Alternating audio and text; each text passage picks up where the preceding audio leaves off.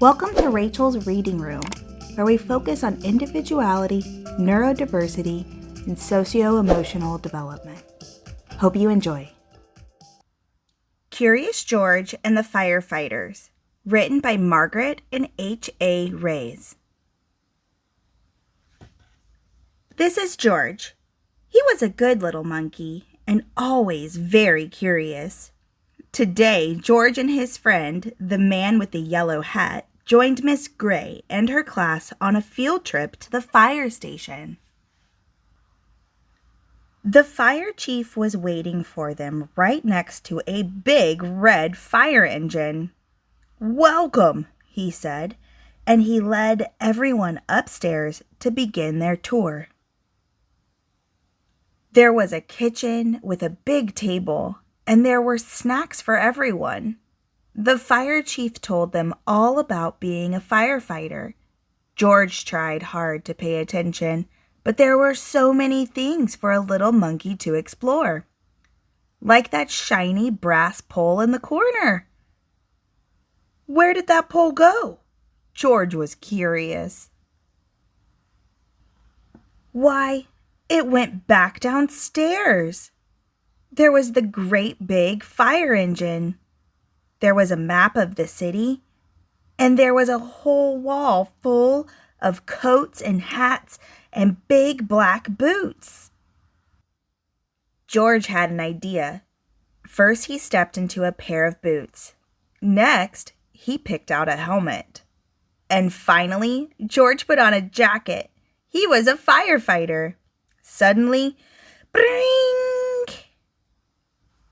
The firefighters all rushed in. "This is not my helmet," said one. "My boots are too big," said another. "Hurry, hurry," called the fire chief.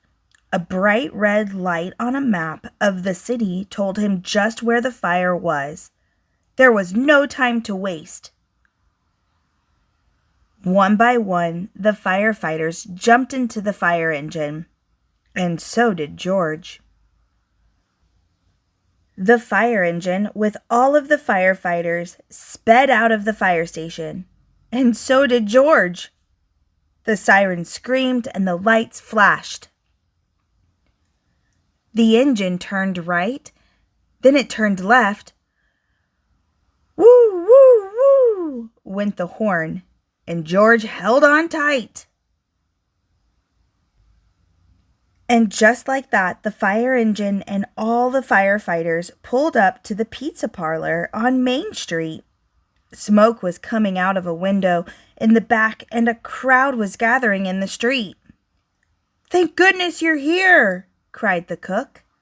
The firefighters rushed off the truck and started unwinding their hoses. They knew just what to do, and George was ready to help. He climbed up on the hose reel. One of the firefighters saw George trying to help, and he took George by the arm and led him out of the way. "A fire is no place for a monkey," he said to George. "You stay here where it's safe." George felt terrible. George sat on the bench and looked around. Next to him on the ground was a bucket full of balls. George reached in and took one out. It fitted in his hand just right, like the apple he'd found for a snack. A little girl was watching George. He tried to give her the ball, but she was too frightened. George took another ball. And another. "Look," a boy said.